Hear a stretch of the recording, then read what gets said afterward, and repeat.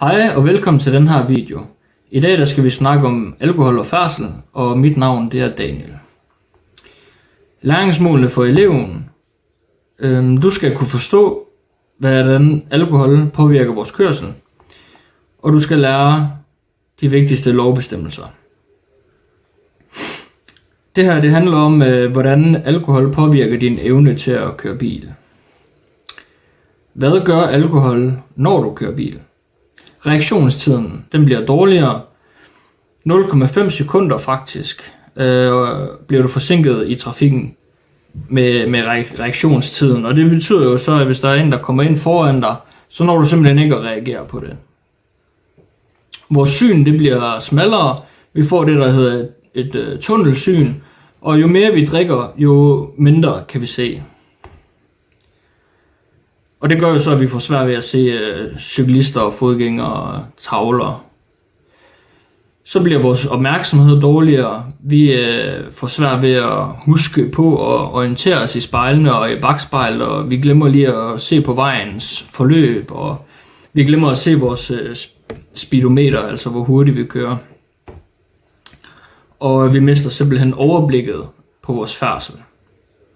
Så får vi det, der hedder falsk selvtillid. Vi tror, vi lige pludselig er Formel 1-kører i vores lille Peugeot, og med vores andre sanser, som i forvejen er forringet, så bliver det bare en sindssygt dårlig cocktail. De vigtigste lovbestemmelser, vi har i Danmark, det er den første, det er vores, som vi alle sammen kender, 0,5%. Og det er den lovlige grænse for promillen. Hvis den er over, så får vi en bøde. Og hvis den er under, så kan vi få lov til at køre videre. Medmindre at politiet mener, at vi stadigvæk kører som en brækket arm. Så får vi jo en bøde.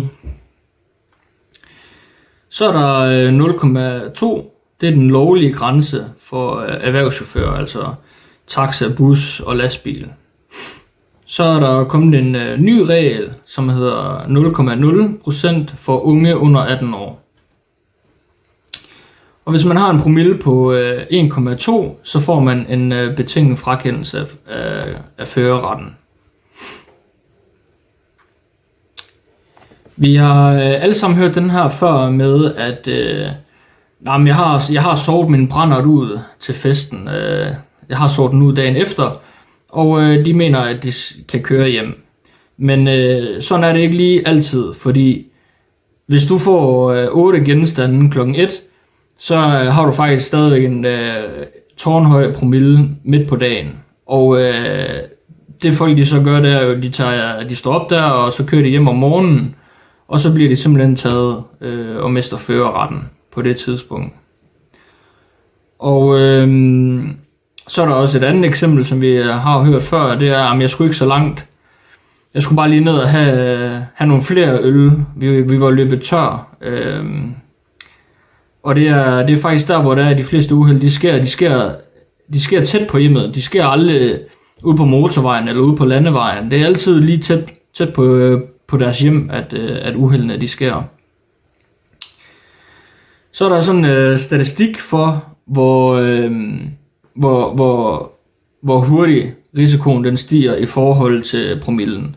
Og ved de her 0,5, som vores almindelige grænse den går til, der fordobles ulykketallene faktisk.